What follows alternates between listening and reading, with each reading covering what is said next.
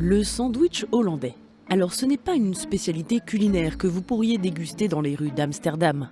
Vous savez, le fameux sandwich au hareng cru. Eh oui.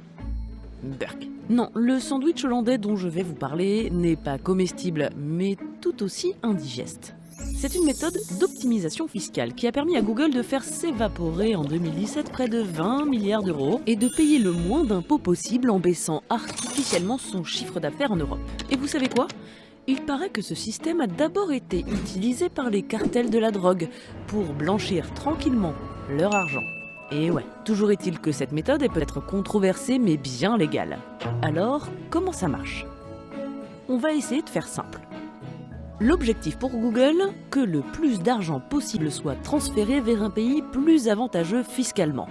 Exemple, Google a fait en sorte que pour utiliser sa marque, sa filiale française soit obligée de payer Google Ireland Holding. Parce que c'est elle qui détient la propriété intellectuelle sur cette marque. C'est complètement arbitraire, mais ça permet à Google de transférer en toute légalité une partie de ses revenus réalisés en France vers l'Irlande. Et c'est là que les Pays-Bas sont intégrés à la recette. Avec le même genre d'artifice comptable, Google parvient à transférer ses revenus vers une société écran hollandaise, Google Netherlands Holdings BV.